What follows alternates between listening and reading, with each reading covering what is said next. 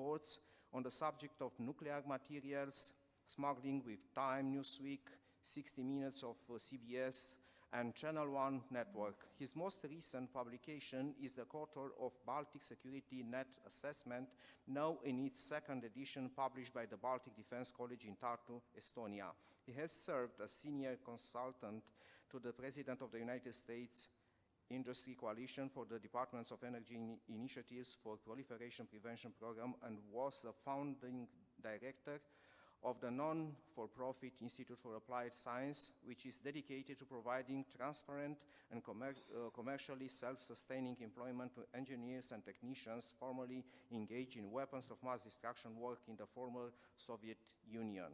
From 2013 to the end of 2017, he served as Vice President for Studies at the Potomac Foundation and now serves as President of the Center for the Study of New Generation Warfare.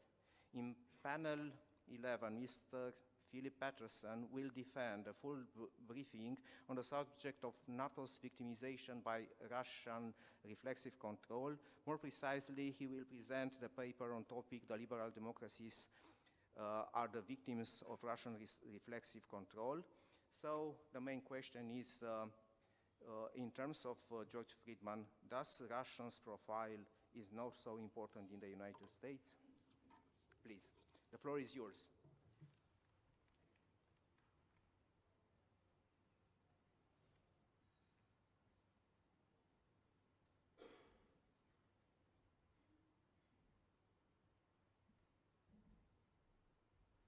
I pulled a fast one on the chairman of our session here.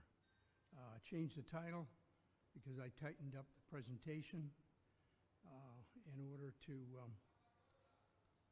make sure that I didn't go too long. So I changed the title, which more reflects what I'll talk about, which is essentially non-kinetic operations in Putin's Third World War. And one of our points at the center is that we are already at war. War is being waged against the liberal democracies. And I just get upset when I hear people talking about Romania being on the flank. You're not on the flank. You're on the front. Slide 2, please. Since 1900, there have been 3 revolutions in strategic military thinking. The third revolution, New Generation Warfare, was conceptually developed and superbly executed by the Russian Federation in the Third World War, in which we now find ourselves. Slide 3, please. 2 Russian military theorists laid out the main elements of New Generation Warfare in 2013, and the subject was barred from open discussion shortly thereafter. Slide 4, please. The non-kinetic elements of New Generation Warfare have incorporated what has been described as a new domain in modern warfare. The main goal is to wage a war on what an enemy community thinks, loves, or believes in by altering its representation of reality. The stated objective is to attack, exploit, degrade, and even destroy how someone builds their own reality, their mental self-confidence, their trust in processes, and the approaches required for the efficient functioning of groups, societies, or even nations. Slide 5, please. The 3 objectives of Russian non-kinetic elements of NGW are 1, destruction of the European Union, 2, the United States out of Europe, and 3, subjugation of Ukraine. The immediate objective of the effort to subjugate Ukraine is to terminate Western assistance to Kiev. The disinformation operations in support of these objectives is the responsibility of Sergei Kiriyenko, a longtime Putin aide. Kirilenko has organized the cognitive warfare in Europe under two teams. Team 1, under Tatiana Maviva, organized a campaign including the cloning and usurpation of media and government websites, such as those as Le Monde and the French Foreign Ministry, and then posting fake content on them denigrating the Ukrainian government in an operation dubbed Doppelganger.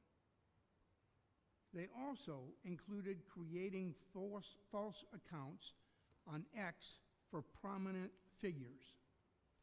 The strategists sought to place stories or posts from those websites or accounts on Ukrainian social media as genuine European reporting or commentary. Team 2, under Kirilenko's deputy, Alexander Karachev, focused on the destabilization of Ukraine. Slide 6, please.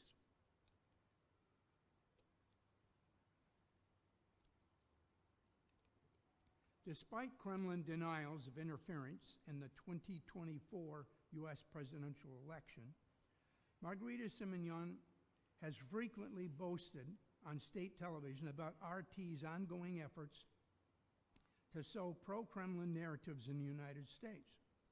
When the United States Treasury Department sanctioned her as a central figure in Russian government malign influence efforts, Simonyan posted on Telegram, "Oh, they woke up."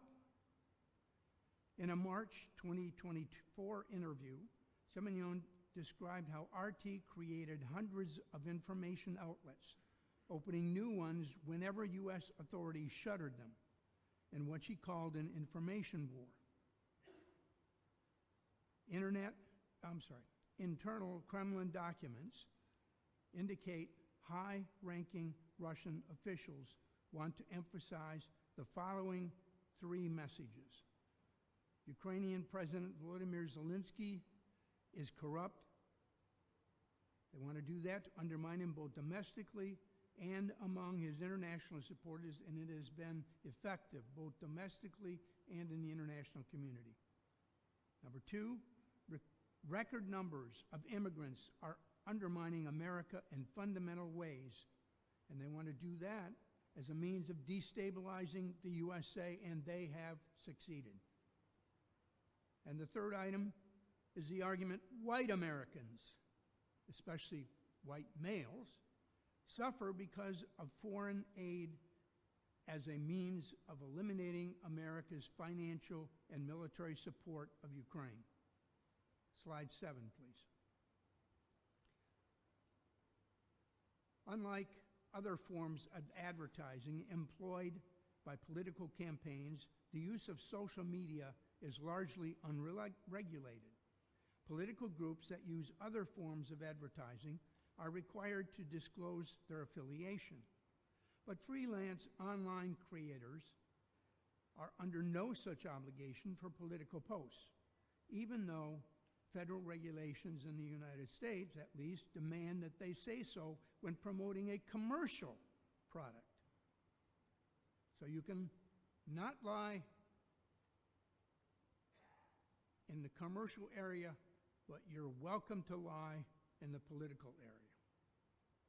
Prices for this work range anywhere from $200 for what is known as a micro-influencer up to about $100,000 for influencers with millions of followers for political ads.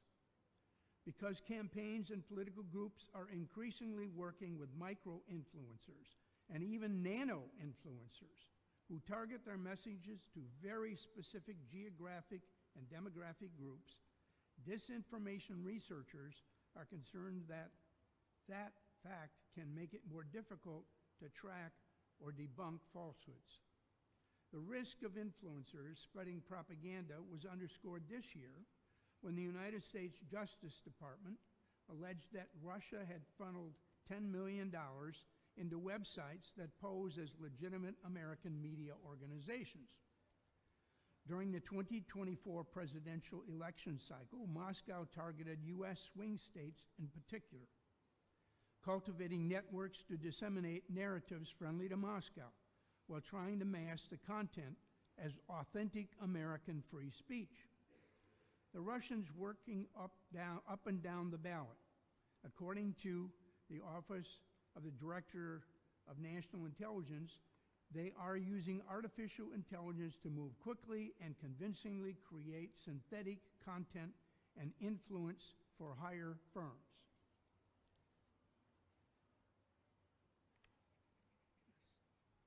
Let's see, make sure I didn't get off key here. Yeah. I'm sorry. What slide are we on right now? 8? Okay, yeah, I'm sorry, I slipped 2 pages there.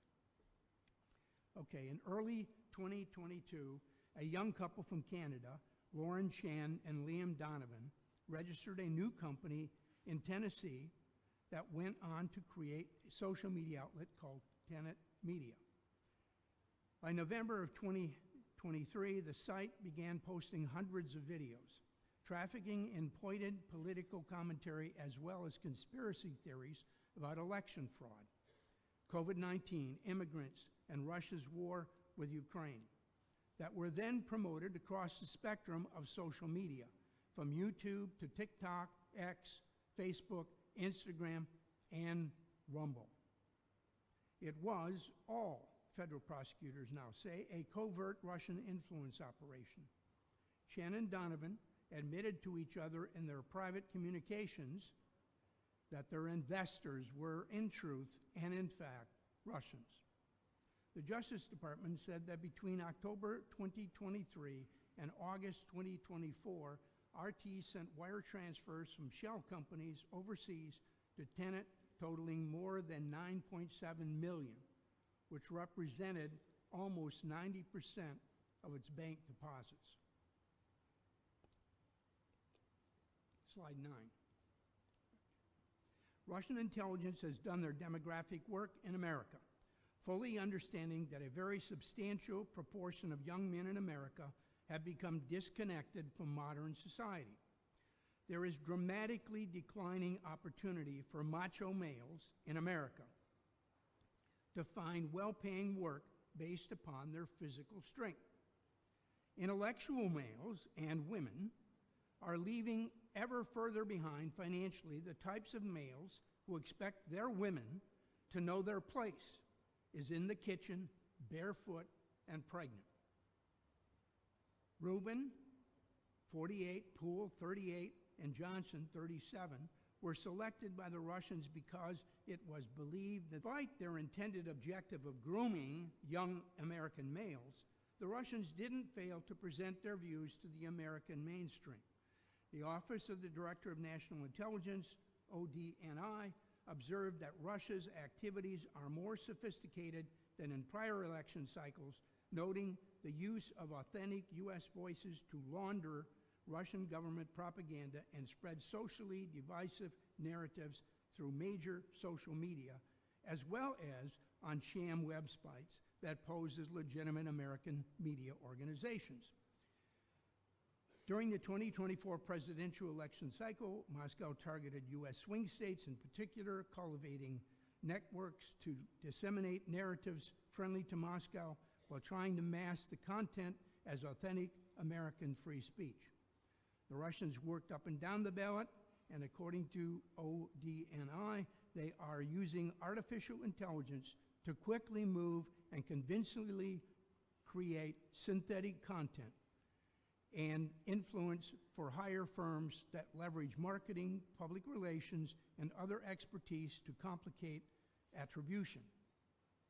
ODNI observes that Americans are more likely to believe other Americans' views compared to content with clear signs of foreign propaganda. So, what we see them doing is relying on witting and unwitting Americans to seed, promote, and add credibility to narratives that serve these foreign actors' interests. Dmitry Simes and his wife, Anastasia, were paid more than $3.59 million in salary and other benefits from the state-owned Channel 1 Russian television station. But hours after the Justice Department announced it was charging the former Trump advisor over his work with Russian media, Donald Trump made the shocking promise he will lift U.S. sanctions on Russia. Slide 11. But the Russia connection doesn't end with some greedy youngsters from Canada. It runs far deeper and straight into the heart of American politics. Once you start cross-checking stories, the same names keep popping up. The Russian influence operation against America has a backstory, which is that Donald Trump's running mate, J.D. Vance, who spouted anti-Ukraine and pro-Russian talking points for months before the 2024 U.S. election, is connected to Moscow's RT and has been for some time. His connection is financial and may explain the anti-Ukraine narrative spouted by him, by Republicans, and by Trump. Peter Thiel, the hard-right libertarian and isolationist who backed Vance in the business world and donated $15 million to Vance's Senate campaign in Ohio in 2022, is an associate and partner with Elon Musk, who called Donald Trump, urging him to make Vance his running mate. Musk, the owner of X, and its most widely followed person, amplified tenant influencer accounts repeatedly, reposting or replying more than 70 times in the last year. Most commonly to the previously mentioned Tim Pool. And I should not have to remind the audience that both Trump and Musk have had numerous private telephone conversations with Putin in the last 12 months. Slide 12, please.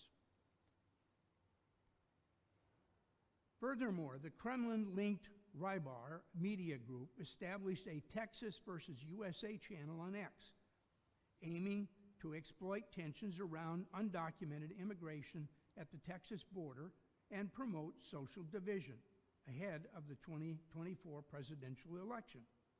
The United States Department of State's Rewards for Justice program offered up to $10 million for information leading to the identification or location of foreign individuals or entities involved in election interference through the Russian military blogger channel Rybar. Rybar LLC, a Russian media organization previously funded by Yevgeny Prigozhin, is now reportedly receiving funding from Rostec, a Russian defense industrial organization sanctioned by the U.S. Treasury in 2022. Rybar manages social media channels such as Hold the Line and Stand with Texas. So a lot of that immigration discussion and disinformation and misinformation was generated straight from Moscow, with a lot of assistance of Americans who sold themselves. Slide 13, please.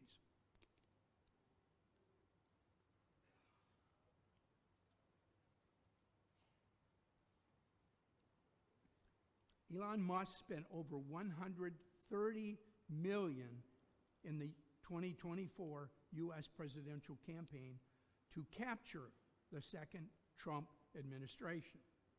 Okay? We had, in the United States, a Republican Party which was captured by Trump's MAGA movement. And that's why you have almost no original leaders in the Republican Party anymore.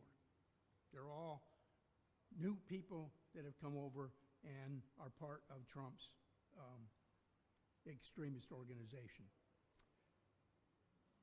Now, Musk focused on turning out 800,000 to 1 million low-propensity voters in 7 battleground states. While intending to remain outside of government so as to retain control of his companies, Musk aims to exert power by installing longtime deputies, engineering experts, financial backers, and ideological partners at government agencies. Slide 14, please.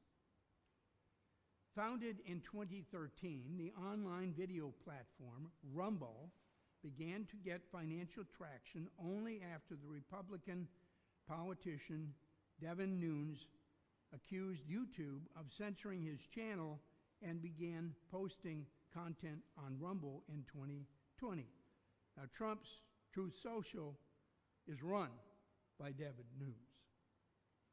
Rumble's Canadian founder and chief executive officer, Chris Pavlovsky, the child of Macedonian immigrants. We love to have those rich immigrants. We just don't want the ones that aren't rich.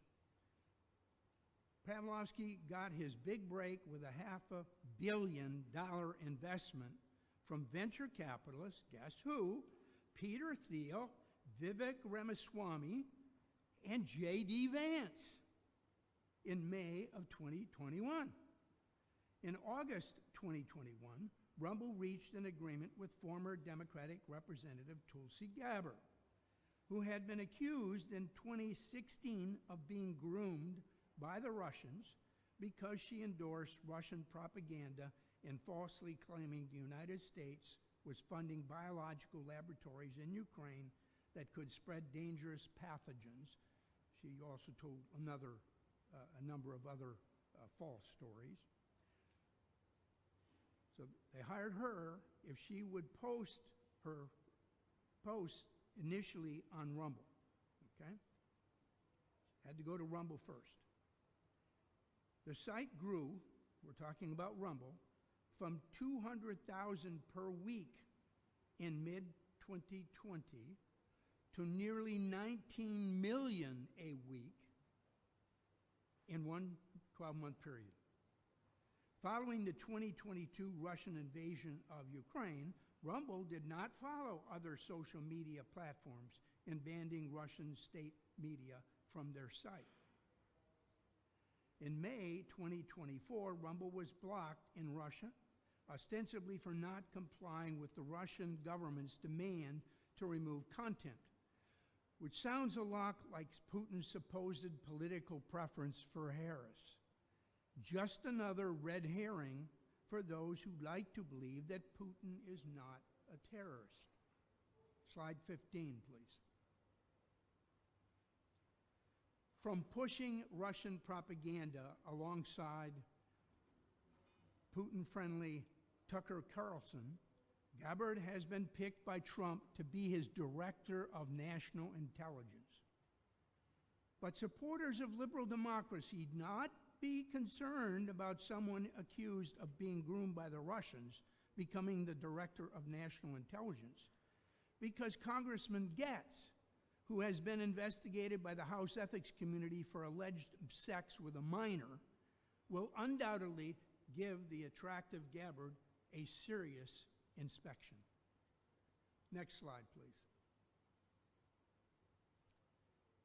Essentially, Rumble is a media accomplice that delivers RT content, providing a steady drumbeat of propaganda praising Russia, slandering Ukraine, and criticizing giving aid to the invaded country. This is a company that's owned by the future Vice President of the United States. Vance publicly took the same position several days before the invasion when he said, "I got to be honest with you, I don't really care what happens to Ukraine." Rumble also hosts Trump's Truth Social. Aha, another link. And Vance was joined on the campaign by yet another Putin fan, ex-Fox anchor Tucker Carlson. The New York Times collected and analyzed 5,641 posts on Trump's Truth Social, with at least 330 posts describing a false secretive plot against Mr. Trump or the American people. For any objective viewer, the fact that all these liars are tied together by Rumble suggests a clever money laundering operation that might be codenamed Putin's puppets. Clearly, where there's this much smoke, somebody should be calling for emergency services. Slide 17, please. Yuri Korashevsky, a.k.a. Yuri Korashensky, in the GRU's Unit 29155, which oversees sabotage, political interference operations, and cyber warfare targeting the West, and is based in the headquarters of the 161st Special Purpose Training Center in eastern Moscow, is directing a disinformation program that has grown from 37.7 million views in May of this year to 64 million in October of this year. This GRU effort is funded through the fascist Alexander Dugin's Moscow Center for Geopolitical Studies, headed by Valery Korovin. Now, the GRU officer, Yuri Koroshenskiy, serves as a deputy in this center, where he and Korovin run the GRU's most effective Russian disinformation operation through John Mark Duggan, a former U.S. Marine and local law enforcement officer. Payments from Koroshenskiy to Duggan's Moscow bank account began not later than April 2022. It is especially important Duggan adds to introduce geopolitical disorder into internal American activity, encouraging all kinds of separatism and ethnic, social, and racial conflicts, thus destabilizing internal political processes in the United States. It would also make sense simultaneously to support isolationist tendencies in American politics. Slide 18, please. After several complaints alleging sexual harassment and being indicted on 21 state charges of extortion and wiretapping, Duggan had fled to Moscow, a city he said he'd visited several times before, which leads one to be suspicious about being recruited, after establishing an online relationship with a Russian woman. NewsGuard, which is a company that tracks back posts on the media to their origin, observed that compared with other Russian disinformation campaigns, Duggan has a clear understanding of what would resonate with Western audiences and the political atmosphere, which is what has made his work so effective. The Russians themselves, the GRU itself, considers him their best disinformation producer. In October 2023, he garnered his first viral hit, an article on DC Weekly, which is another front organization for the Russians, alleging that Ukrainian Vladimir Zelensky's wife had spent $1.1 million at a Cartier store during an official visit to New York. The article had cited a fake video interview with an alleged former employee at the Cartier shop, who 2 weeks later was identified as a St. Petersburg student and beauty salon manager. Okay? Absolute total fake. And yet it is still being circulated because so many people only get their news from the internet and they only listen to certain people or certain organizations that they believe that stuff, and there's no way to persuade them otherwise.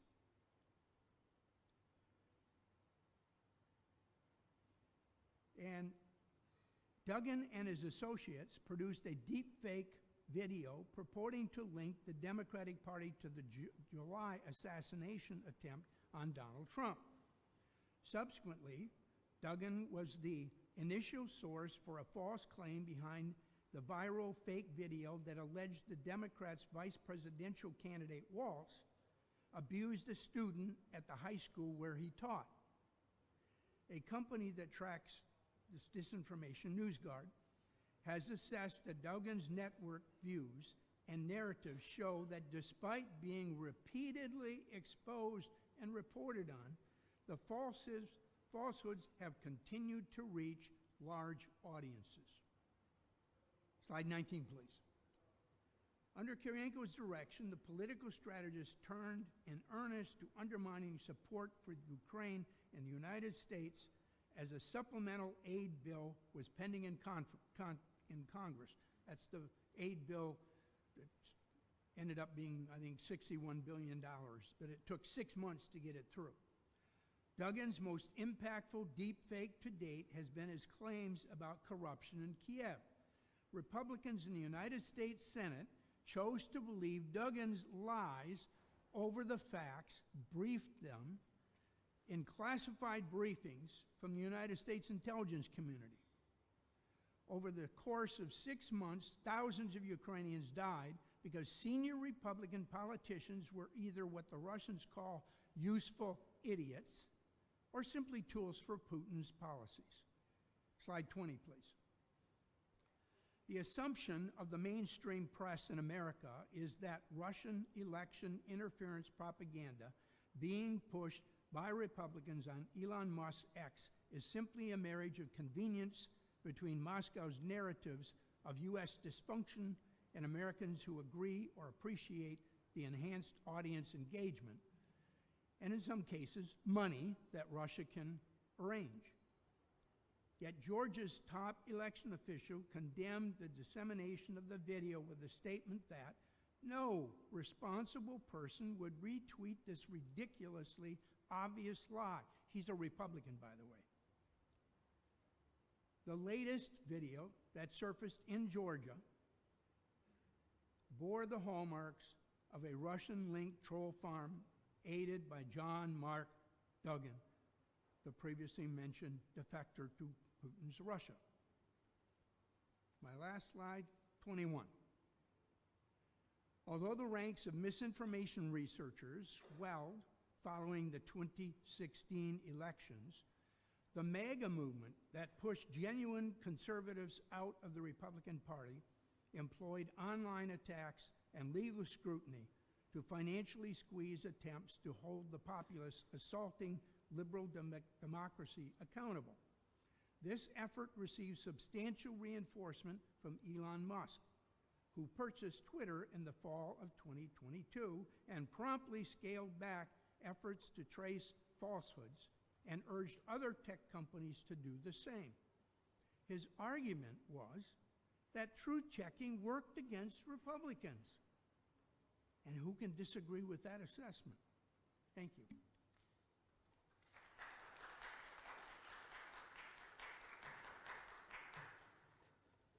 Thank you very much, Dr. Petersen, for this comprehensive presentation. For a good time management within the panel, I propose to formulate and to address the questions at the end of the interventions. Therefore, please think about what you will ask later, Mr. Petersen. The next guest is the Assistant Professor Iulia, the Director of Communication, Public Relations and Foreign Languages Department within Titu Maiorescu University. Mrs. ANGHEL teaches the subjects like institution of the spokesperson, public relations campaign, negotiation techniques, analysis and management of organizations, image, history of communication, and deontology. Iulia ANGHEL completed her doctoral studies in philosophy in 2013 at the University of Bucharest. Her university career focused on teaching classes dedicated to communication processes in crisis situation, public relations campaign, and advertising strategies. In parallel with research and university training, Iulia ANGHEL has been active in consulting projects and managed strategic communication campaigns for companies in the IT, banking, and energy sectors. So, Iulia ANGHEL, that promised me a speech no longer than 10 minutes.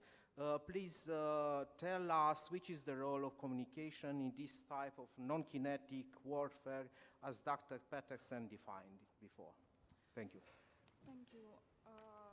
There is an old saying, God forbid to live in interesting times. I'm afraid this is a very valid quote for this moment. I kindly thank Mr. Petersen for this very, very interesting presentation. I have the chance to highlight some ideas that could explain some of the very interesting and provocative case history highlighted before.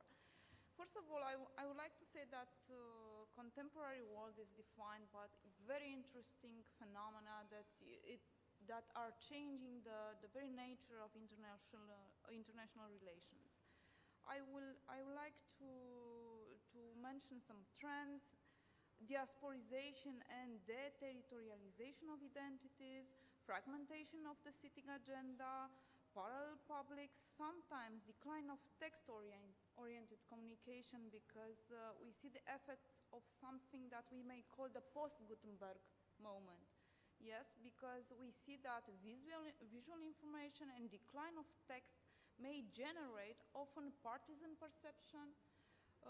We may see that this kind of revolution accentuates cultural cleavages, fosters circulation of fake news and disinformation propaganda. Also, new rhetorics of the digital arenas and decline of the gatekeeping power of the media, it's created something that we may call the empowerment of publics, the user revolution, but also we change the balance mechanism of the media. Because we cannot control the circulation of fake news, we cannot control the activation of cultural proxies. It's a very, very complicated cultural landscape.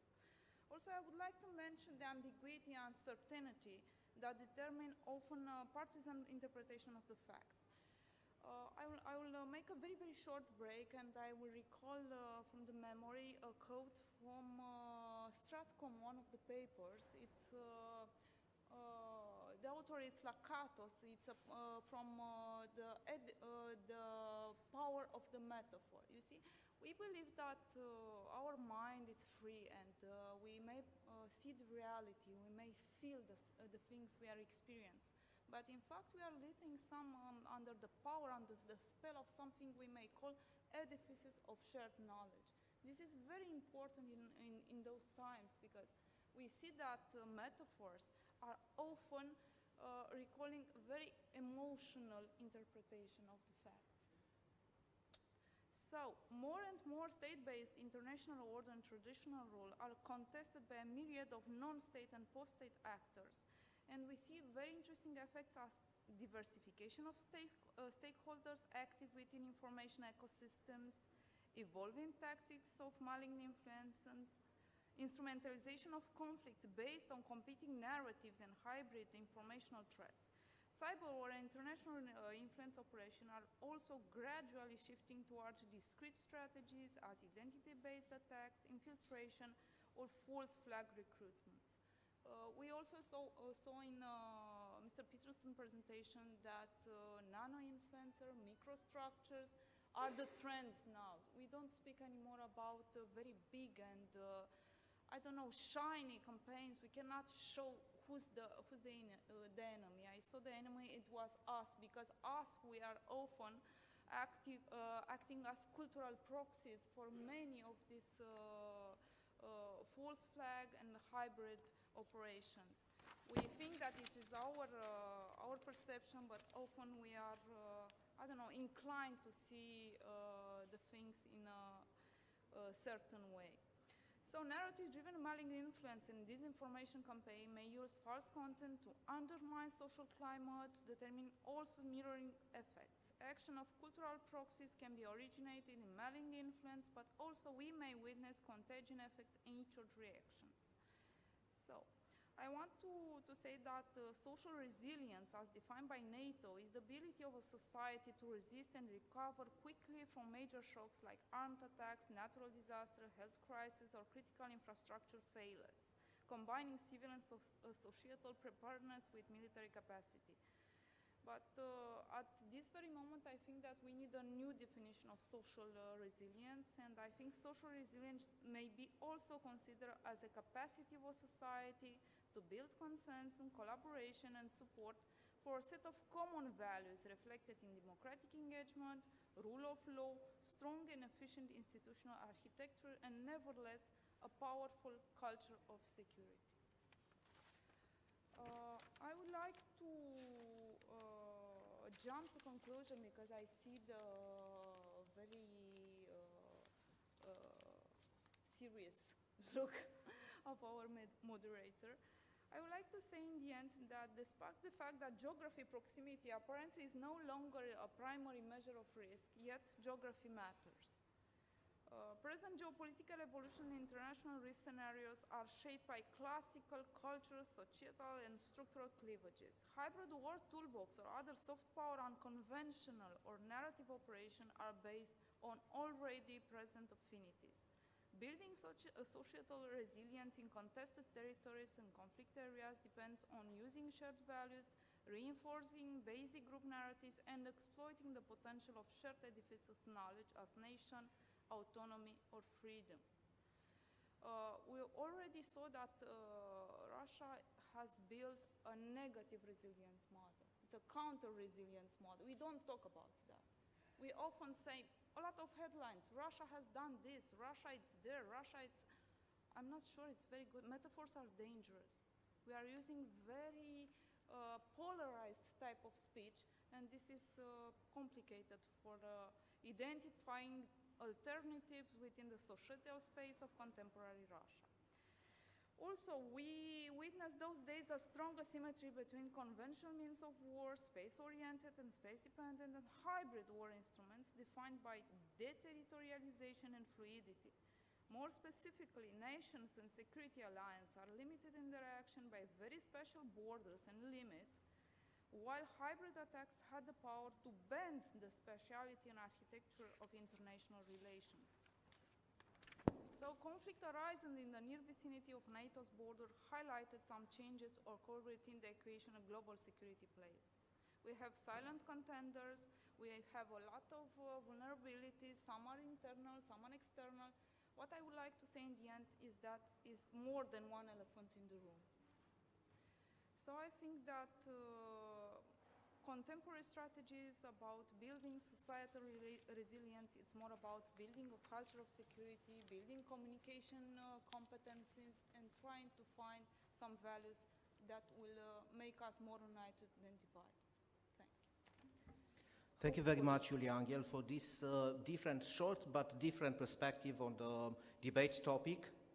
Now I invite you to listen to the briefing of Mrs. Vira Konstantinova, former policy advisor of the chairman of the Parliament of Ukraine from 2019 till 2021. She is now a well-known expert on Ukraine's foreign policy, geopolitics, and international security, being at the same time mentor, speaker, and lecturer, author of analytical articles, blogger and media contributor. Mrs. Konstantinova has almost 10 years of professional experience in international relations, including international maritime law, consulting and negotiation, national security and diplomacy. Gained a professional experience at private and governmental institutions, including the Ministry of Foreign Affairs of Ukraine, the Diplomatic Academy of Ukraine, and the Verkhovna Rada of Ukraine, the Parliament. Having been an associate fellow of the NGO Ukrainian Association of Middle East Studies, and later as a head of analytical department at the Professional Development Training Center at the Udovenko Diplomatic Academy of Ukraine at the Ministry of Foreign Affairs, Vira continued to devote her professional efforts to analytical support of Ukraine's foreign policy agenda. She's an alumna of the 2021 British Council Future Leaders Connect program, 2022 LEADEX Change program, and a fellow of the 2023 Policy Designers Network of the German Marshall Fund. Vira also successfully concluded UNITAG Women's Leadership for Peace program, 2023, graduated from Odessa Mechnikov National University with MA in International Relations 2013. She conducts her PhD research at the National Institute for Strategic Studies in Kyiv, Ukraine.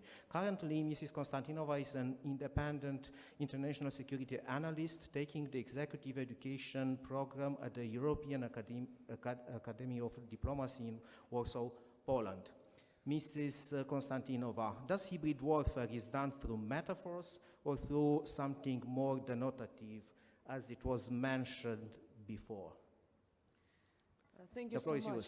Thank you so much for such kind of introduction, and I believe that there are so many brilliant thoughts we have already heard from previous speakers.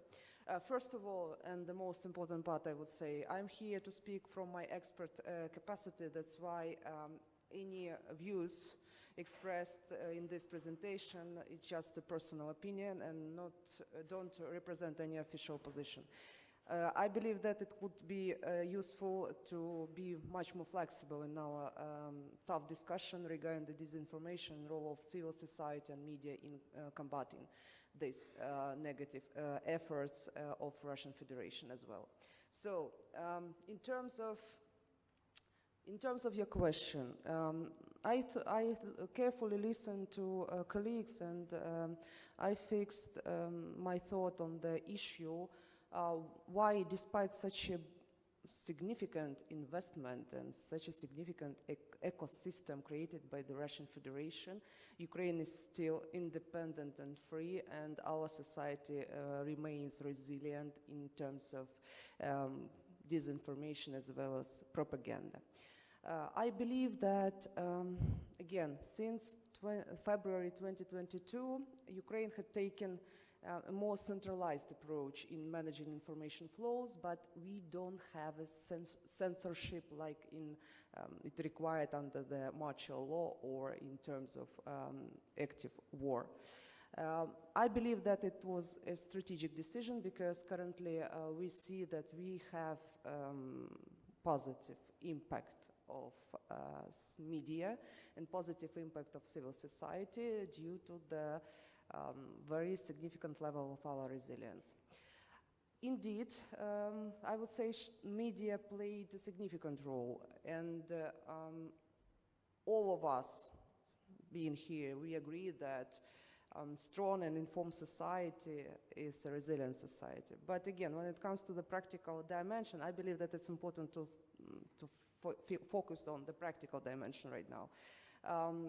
Since the onset of Russian aggression, civil society organizations as well as media in Ukraine have taken a significant responsibility of educating citizens, creating storytelling, creating the basis for awareness what's going on in Ukraine as well as around. That's why I believe awareness has become a bedrock of social resilience, and it permitted us to empower our citizens to withstand both psychological and physical warfare. Indeed, efforts to enhance resilience have included, as I have already mentioned, public campaigns, community training sessions, as well as youth engagement. Civil society has partnered with educational institutions in Ukraine, and they developed brilliant courses to teach media literacy, critical thinking, as well as security awareness to young people. And that, I believe, makes a significant impact on their resilience to what we currently heard about the Russian activities in the US. In addition, civil society and media initiatives, they spotlight stories of resilience from our communities, inspiring the collective efforts in constructing the resilience of our society. This focus on education and empowerment, it's not the, it's not the pillar from everything, but it permitted us to create so-called a security culture, culture that ensures that every citizen sees himself or herself as a stakeholder in national security, bringing the traditional gap between the state and the individual. Since 2014, again, I will refer to 2014 because the war had started in 2014. It was the first wave of aggression. Currently, we are under the full-scale invasion. But since 2014, Ukraine had worked tirelessly to cultivate a sense of responsibility. And I believe that the main part of this is, that word is the basis for effectiveness of any efforts in terms of building sense of resilience.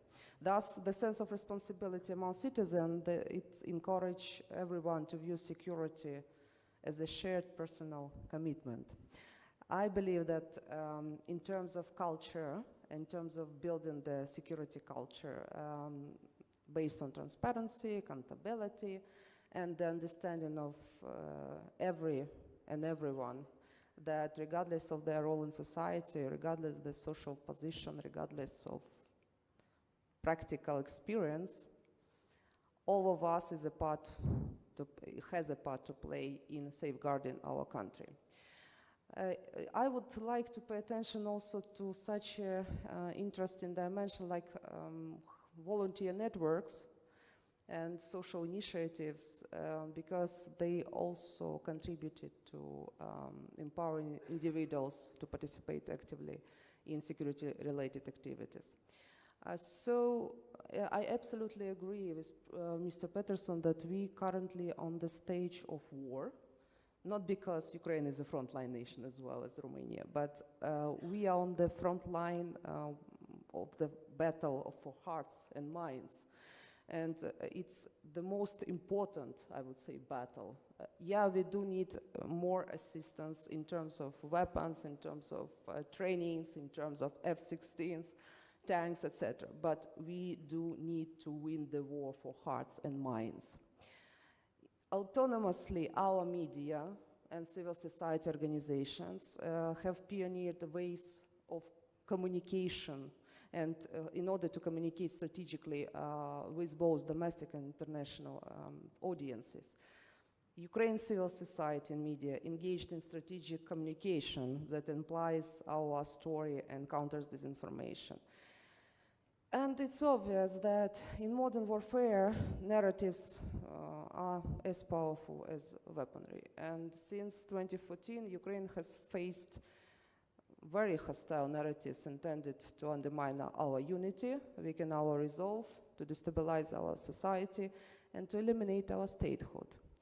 So Russians still failed in these terms, and the question mark is why their efforts are so ineffective.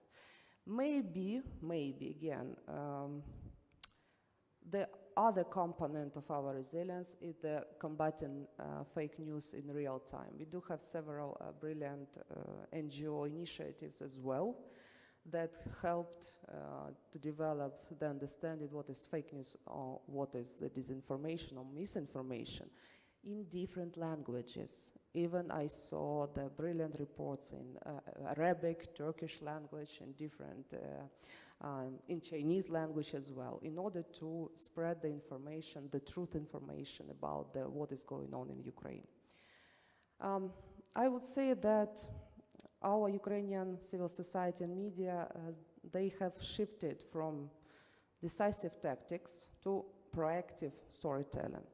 That is useless to fight, in permanent base with all fakes produced by Russians. It's important to spread the truth and to be more proactive in terms of spreading the real information. That's why, for example, President Zelensky conducted, since the very beginning of the war, he conducted and continued to conduct briefings, everyday briefings, and that's one of the most challenging as well as prosperous ideas in order to be connected with your audience and to be with your audience under the challenging times. So I believe that it's important to have some kind of lessons learned and to understand what is the path forward. In order to be, do I have several? Okay. In order to be very specific, I believe that we need, I'm from expert community, that's why I can say that we need to be equal partners in order to respond effectively and timely on all requests from the military colleagues, but as well as from governmental colleagues. That's why expert community in Ukraine, we are much more flexible in terms of communicating, in terms of engagement, and in terms of building partnership around, not only in Ukraine, but around the globe. So civilians, I believe civilians are recipients of security provided by the state, but they also are contributors to make civilians a contributor to the national security, I guess that's the main answer to many concerns raised already by colleagues. Also, a security culture. I have mentioned this security culture should be nurtured at all levels, from schools, even that, to workplaces, in order to ensure that people, the general public, are well informed what's going on in the country, what's going on around the country, and what challenges and threats the society should combat. But at the same time, it would help to create and to cultivate a public trust.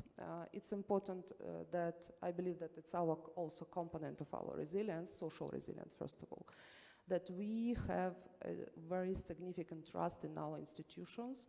And I hope you probably know that the most trustful institution in Ukraine is Ukrainian Armed Forces. And that's the answer why civilians should be much more closer to armed forces and vice versa. And last but not least, I believe that strengthening media literacy, it's a good national imperative, but again, it's not enough. It's a should be comprehensive approach to problems that we all here try to dealing with. It's not enough just to teach people and how to identify fake news or to inform them about that. It's especially important to teach youth to be this effective, responsible citizen of the country. So instead of conclusion, I will say that, of course, civil society, media is an integral part of the security framework, of the national security resilience system. And Ukraine's experience undercovers their significant value, as not only as communicators. They are also defenders, they are also fact-checkers, they are also educators, and they are also those who can unite the general public. Those resilience, vigilance, and unity, they contributed to the transformation of our society, and I believe that they continue to contribute. So I will stop here, and I look forward to our discussions after the panel. Thank you. Thank you very much.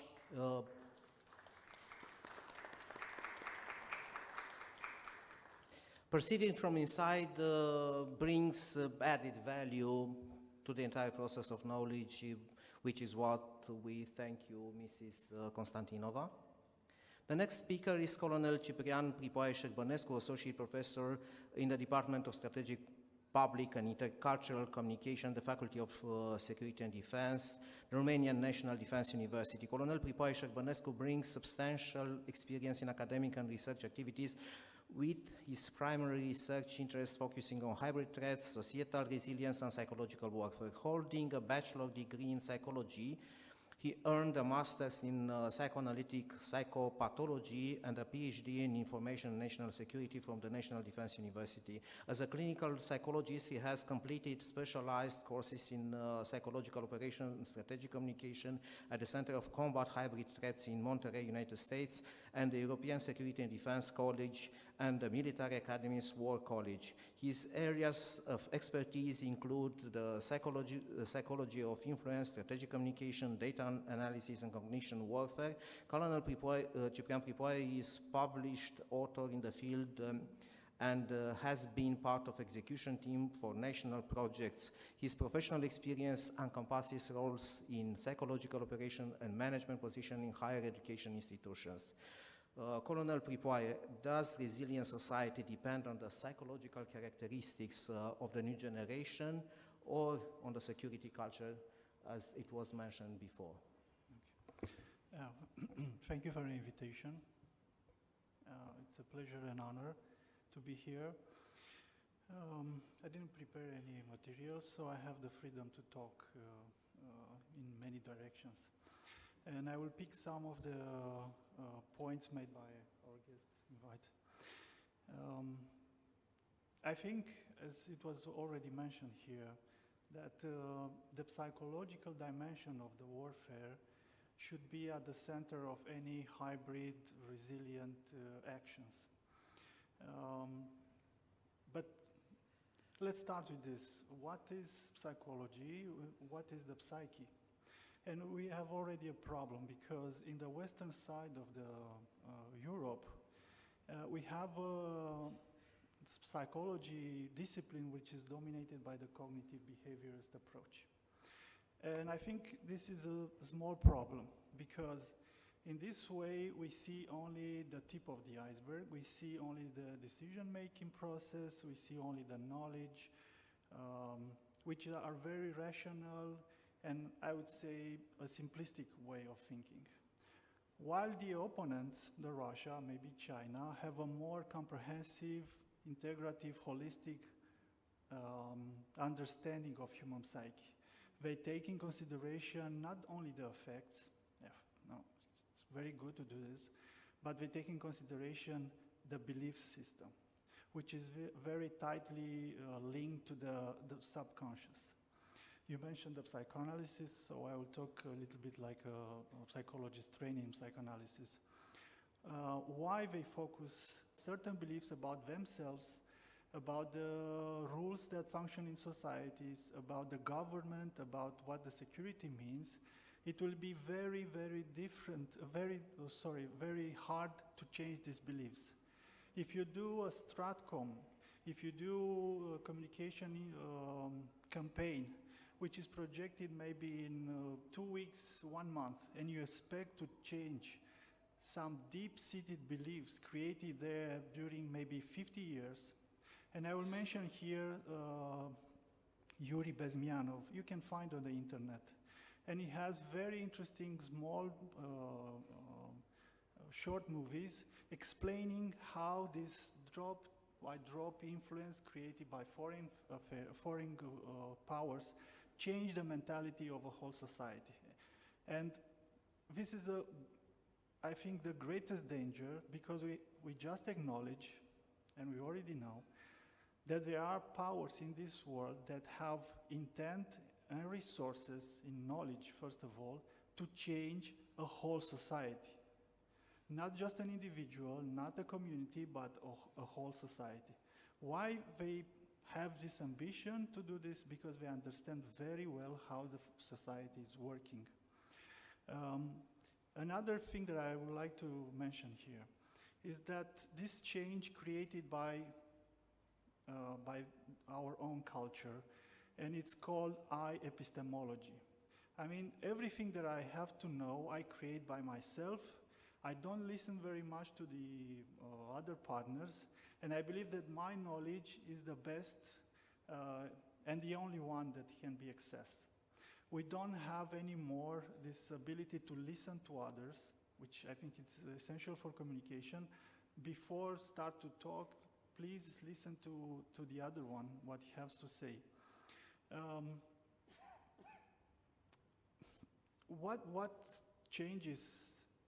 What change have been made in the culture in the last, let's say, 50 years? And please, what I'm going to say is not a critique of the democracy, of the liberal order, but we have to acknowledge some very subtle changes. There are few authors that talk about the danger represented by the post-democratic societies or the neoliberal philosophy, let's say.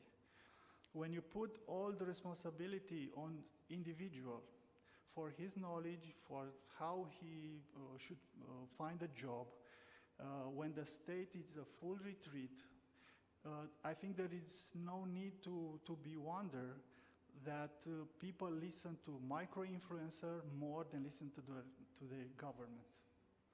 So what we have to acknowledge, and I recommend here Byung-Chul Han, he has a very interesting book, it's called Psychopolitics. We have to revise the way we interact with the citizens. Because just like it happened in America, people care more about the community, the values. Let's think how we promote European values in Romania, like humanity, like rationalism, like human rights, like rule of law. How we do this in a very proactive way. People just take information from various sources, but nobody cares if they really listen what we have to say. What I would like to emphasize here is that we have created our own vulnerabilities. Is not Russia responsible for the way we take care of the people? I don't want to be perceived as a politician, no.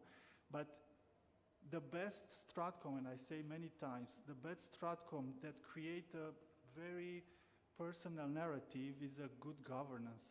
If you look that you care, if you show that you care about your people, they will follow you to the death. So how it's happening now in Ukraine. So we have to be very careful to our own culture and not creating those little cracks in the society that can be exploited by external foreign actors. And it's a question for my colleague, if we can have questions already. I think it's a danger here to educate too much the youngster, because we see what is happening now in Russia, where during the school opening events, we see soldiers with weapons. So we have to be very careful to the limit between education and indoctrination. Yes. Okay, I didn't know that I have to prepare material, so I will stop here. Thank you very much. Sorry. Thank you very much, Colonel.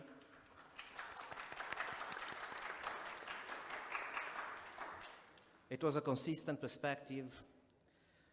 The last speaker will be Cristian BARNA, full professor and training manager and intelligence for all, an associate professor of the Faculty of Sociology, University of Bucharest, and the Faculty of History and Philosophy, Babeș-Bolyai University in Cluj-Napoca. Mr. BARNA was the Vice-Rector of the Mihai Viteazu National Intelligence University, Dean of the Faculty of Information within the same institution, and he has important experience in the Inspectorate for the Prevention and Combating of Terrorism. He is a graduate of the Faculty of Mathematics of Babeș-Bolyai University in Cluj-Napoca and of the Faculty of Psychosociology of the National Institute of Information in Bucharest.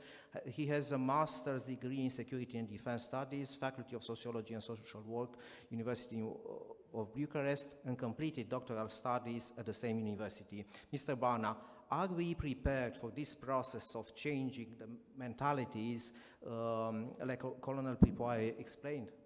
Thank you. Thank you very much. Dear listeners and dear co-panelists, I will start by saying that hybrid threats equals democracy. And I will explain it. And also I will say that it's nothing new.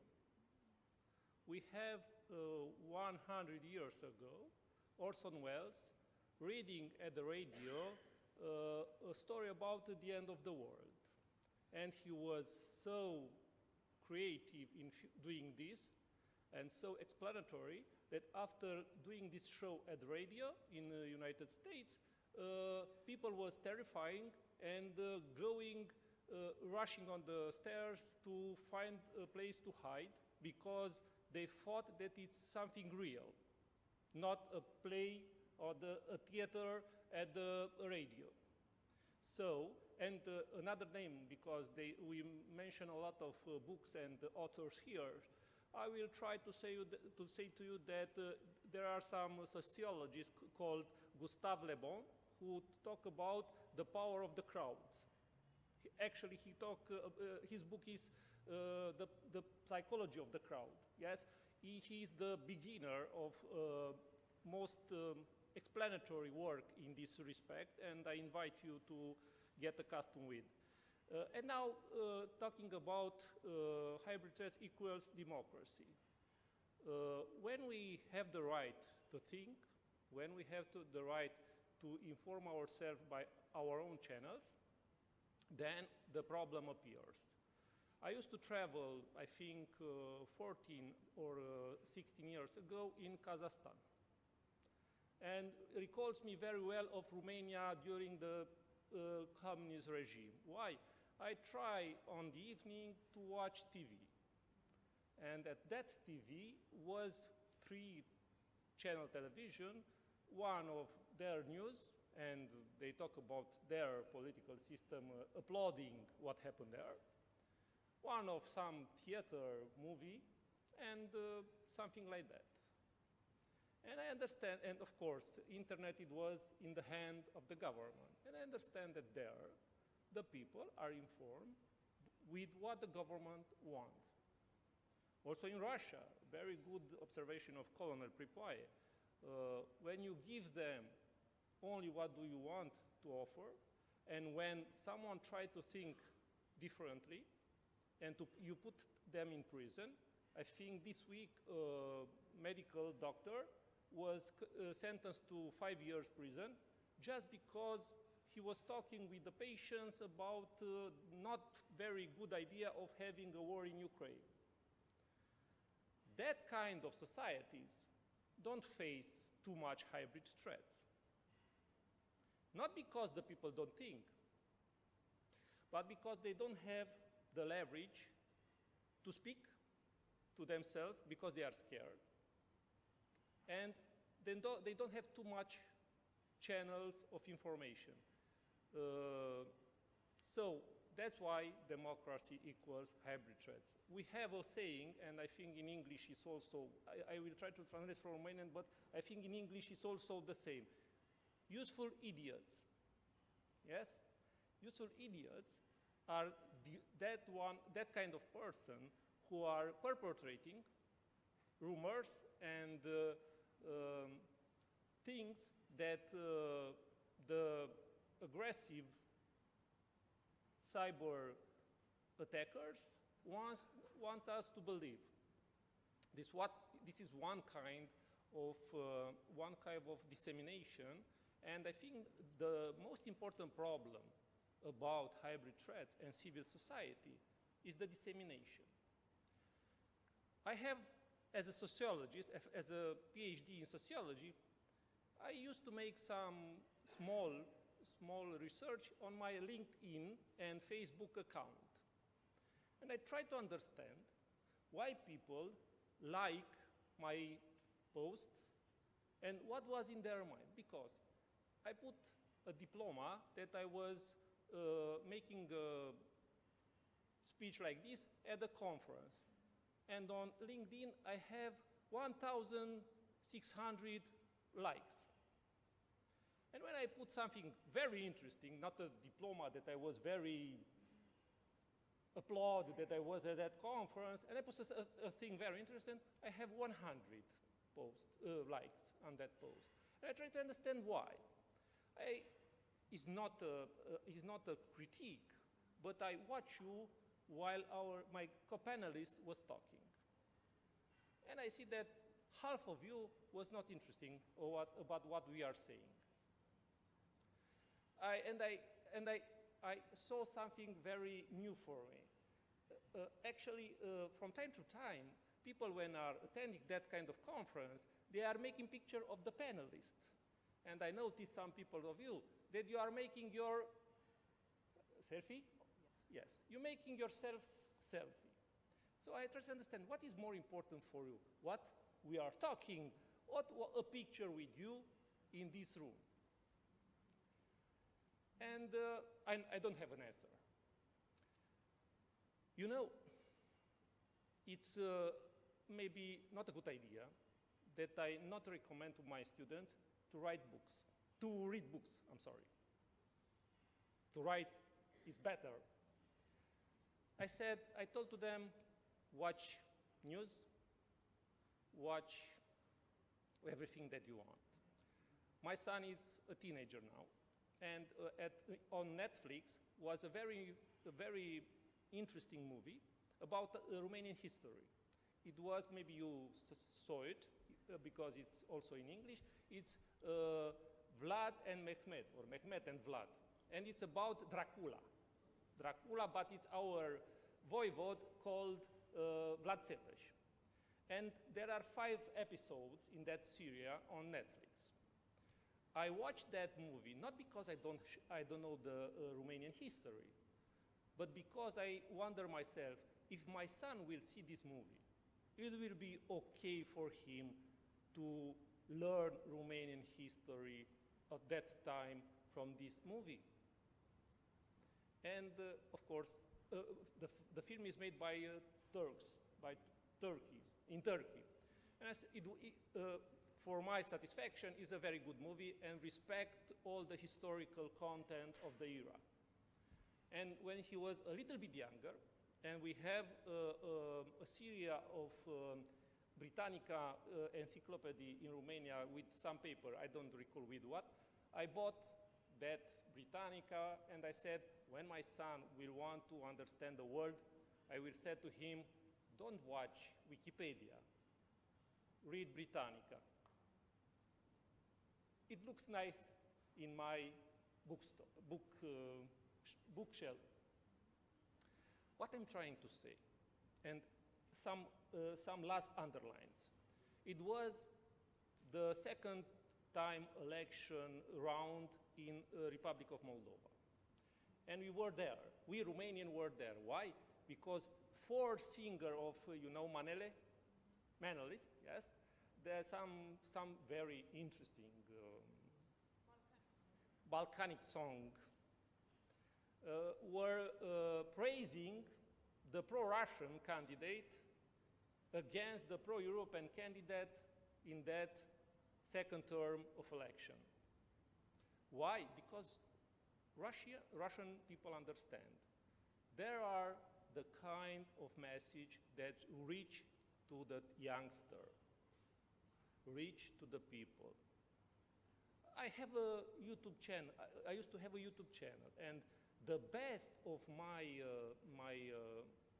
viewers was 4,000. And when they put a Balkanic song on their YouTube channel, in one day they have 300,000 views. So we, the society, are the image, or the society reflects the image of our preoccupation. If you want to get to the people, talk to their language. Of course, media has a sense on it. Civil society must be educated, of course. What means, but the most important challenge is what we understand to be educating the civil society. Is the media have the same role in our days like they have 20 years ago? I met all the time people, they said to me, I don't watch television. Just YouTube, just Instagram, TikTok. Yes? So if you want to reach the people, go after them. Hunt their interest. Speak to their language. Because here we speak in a maybe academic and elevated term, but this is for you, because you understand what we are saying. But if you try to reach the people, must talk their language. And you know, hybrid work is not expensive. That's why it's so commonly spread. It's not expensive. What do you need? A laptop? Yes. A Wi-Fi connection? Yes. And some money for publicity, maybe.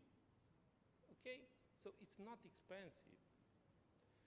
And I think, and in this respect, we need people to think proactive and trying to underpin the ideas of those who make the content of the hybrid threat.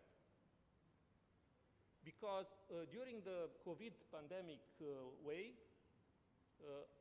our national coordinator of the anti-COVID was saying like that. Pirationist guy who post all the time against the government.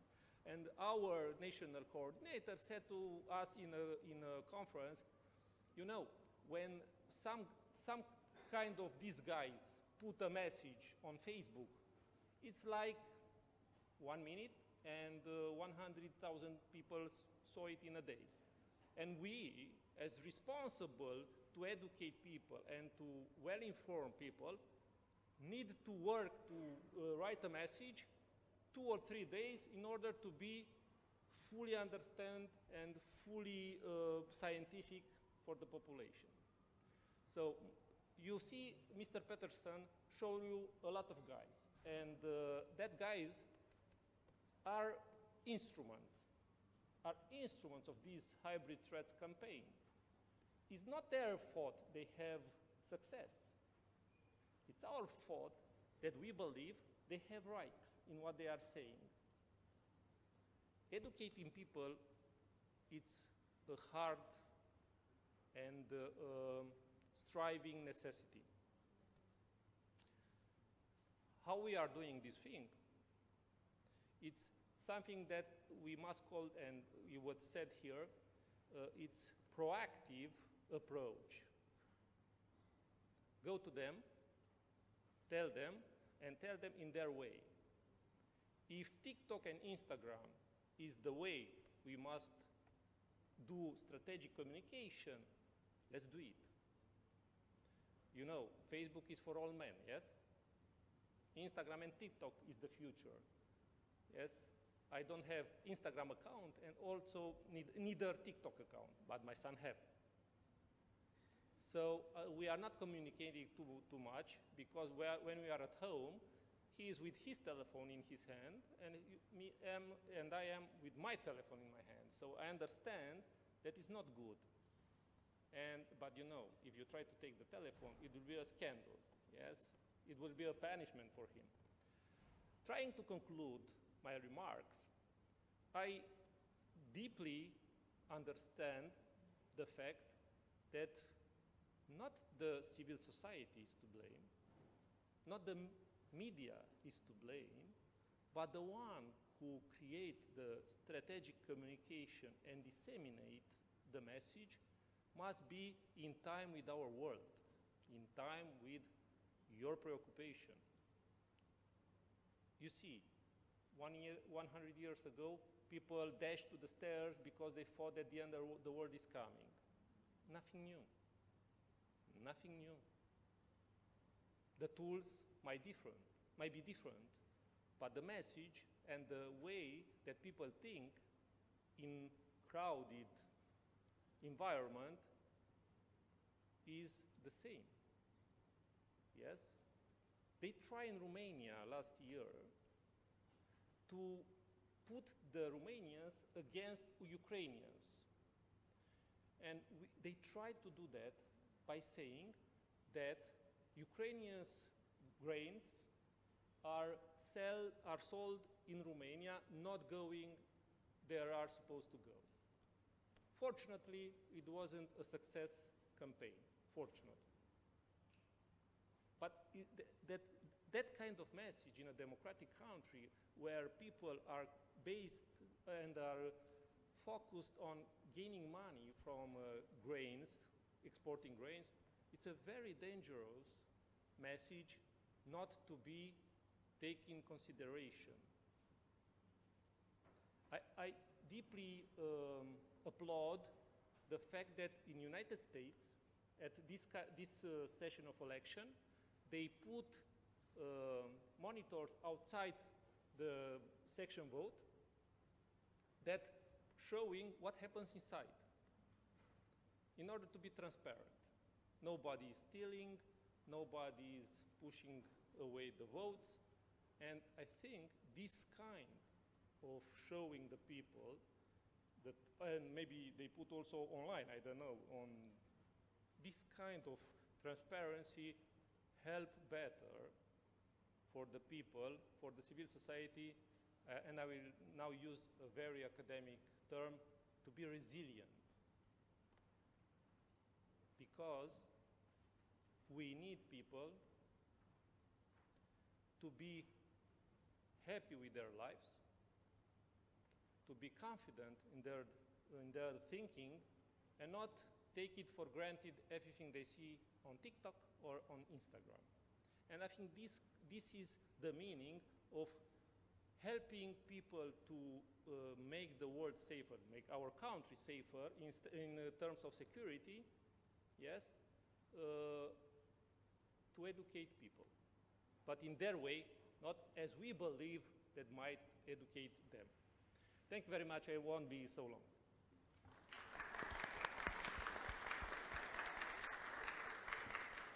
Thank you very much, Mr. BARNA. Even our budget of time was not wasted. We started later. That's why I ask you if you have any questions, please answer. Please address the questions as short as possible, and answers should be also as short as possible. If not, there will be the possibility of discussing with the panelists after the panel, after our debate. If there are any questions, please.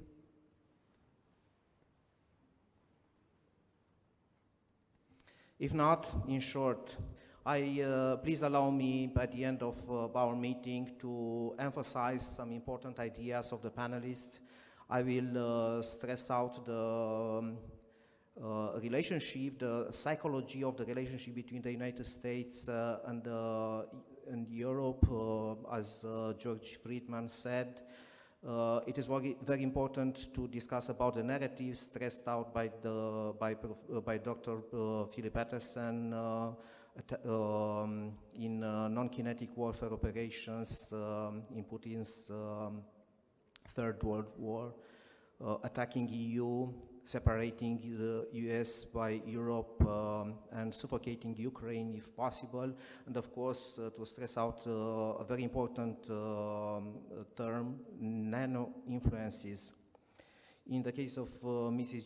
Iulia Albu, it is important to mention the role of gatekeepers in the role of gatekeepers in new media and the new in the new non-kinetic warfare, and of course the Russians' negative resilient model.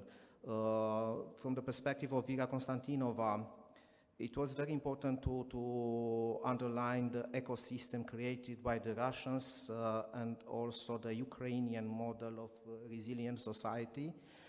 As regarding Colonel Ciprian PRIPOAE,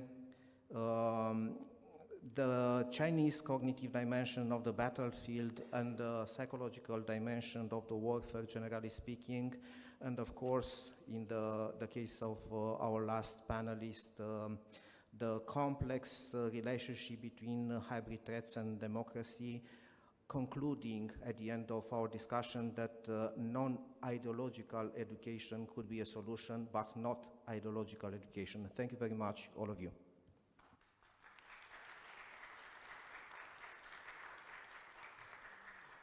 Thank you, Colonel LESENCIUC, and thank all the panelists for their views that presented today. And thank you all for staying up to the end. I would like to ask Lieutenant General Iulian Berdila, Deputy Chief of Defense, to address you with the conclusion, let's say, of what has happened for the past 2 days here.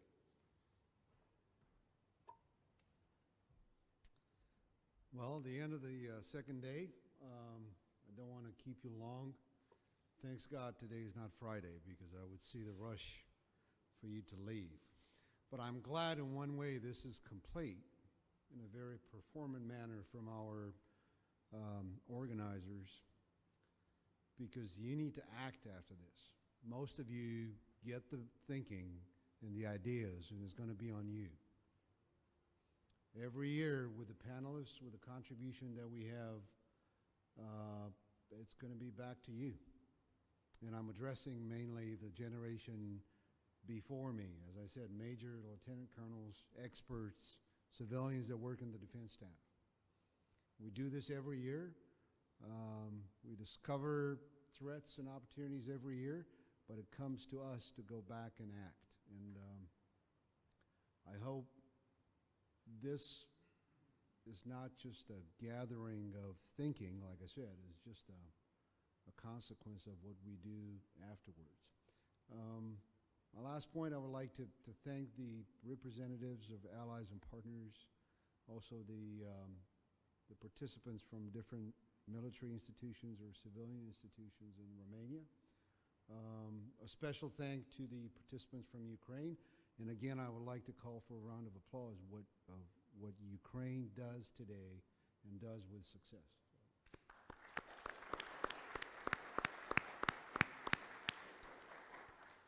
My last request for the military personnel under my authority and command, and that means under the defense staff, if I can have 10 minutes with you, whoever that is, and whoever is still in the room, I'd like to get a special speech with you. Colonel, back to you, and one day we're going to switch microphones. I mean, you'll be here and I'll be down there, so thank you so much. Thank you very much for your optimism, sir. Yes, thank you all for attending. I'd like to thank on behalf of the organizers, we'd like to thank the contributors, those who ask questions, those who listen to the answers, the participants, everybody. The Romanian Military International Conference 2024, the 6th edition, is over. Thank you very much.